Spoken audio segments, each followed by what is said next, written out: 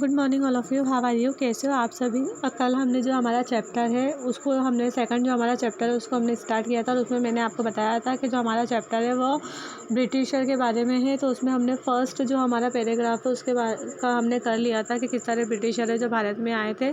तो उसके आगे का जो हमारा सेकंड पैराग्राफ है उसको हम आज स्टार्ट करते हैं। In 1498 a Portuguese fleet under Vasco da Gama successfully discovered a new sea route from the Europe to India which paved the way for direct Indo-European commerce। तो इन 1498 यानी कि 1498 में जो वास्को डी गामा जो थे वो एक बहुत बड़े पुर्तगाली थे।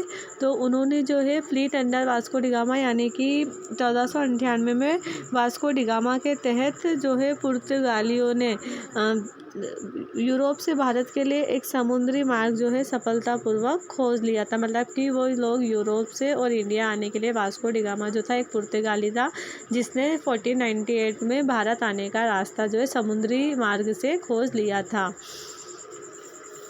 विच paved the way of direct Indo European commerce, जिसने प्रत्यक्ष भारत यूरोपीय वाणिज्य के मार्ग प्रशस्त किया। यानी कि विच यानी कि जो वे थे, paved the way of direct यानी कि उसने जो है डायरेक्ट यानी जो था प्रत्यक्ष जो था भारत यूरोपीय वाणिज्य के लिए मार्ग प्रशस्त किया था। The Portuguese soon set up trading post in Goa, Daman and Diu and Bombay. The Portuguese soon यानी कि जल्द ही जो पुर्तगाली थे गोवा, दमन, दीव और बॉम्बे में जो थे ट्रेडिंग पोस्ट मतलब कि व्यापारिक जो पद थे वो स्थापित उन्होंने कर लिए थे। मतलब कि उन्होंने जो है भारत आकर के गोवा, दमन, दीव और बॉम्बे में जो है ट्रेडिंग पोस्ट यानी कि पद जो व्यापारिक पद है उनको स्थापित कर लिया था, सेट कर लिया था। After this conquest in Goa the Portuguese institute the Goa institution where new Indian convert and non Christian were punished for suspected heresy against Christianity and were condemned to be burned. After their conquest यानी कि बाद में, after their conquest Goa institution यानी कि गोवा में उनकी विजय के बाद, after the conquest in Goa, Goa में उनकी विजय के बाद द पुर्तगीज यानी कि जो पुर्तगाली थे इंस्टीट्यूट द गोवा इंस्टीट्यूशन, उन्होंने जो था गोवा पुर्तगालियों ने गोवा जिज्ञासु की स्थापना की। मतलब कि गोवा जो थी वो गोवा इंस्टीट्यूशन की स्थापना की। Where new Indian convert and non Christian were punished for suspected heresy against Christianity and were condemned to be burned. यानी कि उन्होंने जो है गोवा इंस्टीट्यूट की स्थापना की जहां नए भारतीय धर्मांतरित और गैर जो लोग थे उनको जो है ईसाई धर्म के खिलाफ संदिग्ध पाबंद किया गया। मतलब उनको जो है क्रिश्चियन यानी कि ईसाइयों के खिलाफ जो है पाबंद किया गया। वर कंडेम्नेड टू बी बर्नेड, संदिग्ध पाबंद की सज़ा दी गई और उन्हें जलाए जाने की निंदा की गई। मतलब उनको जो है कंडेम्नेड यानी कि निंदा की गई, टू बी बर्नेड जलाए जाने की। Goa became the main Portuguese base until it was annexed by India in 1961।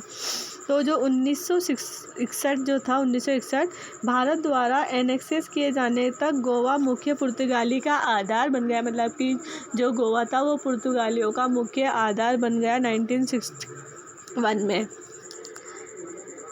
The next to arrive were the Dutch with the main base in Ceylon। अगला आने वाला डच था सीलोन में अपने मुख्य आधार के साथ। मतलब कि जो सेकंड आया था वो डच आया था और इसका जो मुख्य आधार था वो सीलोन था।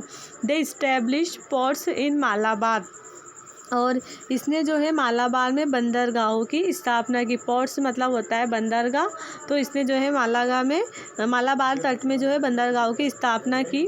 However their expansion into India was halted after their defeat in the battle of Colachel by the kingdom of Travancore during the Travancore Dutch war. तो हाउएवर हालांकि their expansion into India, Bharat में उनका जो विस्तार था, एक्सपेंशन का मतलब होता है विस्तार, तो भारत में उनका जो विस्तार था हेल्टेड रोक दिया गया after they defeat in the battle of Colachel by the kingdom of Travancore during the Travancore Dutch war. तो उनका जो, हालांकि भारत में उनका विस्तार रोक दिया गया त्रावणकोर के राज्य द्वारा त्रावणकोर डच युद्ध के दौरान फोलोची की लड़ाई में अपनी हार के बाद। डच जो है मतलब कि वो जो था उससे हार गया था। तो the Dutch never recovered from the defeat and no longer posed a large colonial threat to India, यानी कि डच जो था उस फोलोची की लड़ाई में जो था वो हार गया था। तो डच कभी भी नई हार से उबरने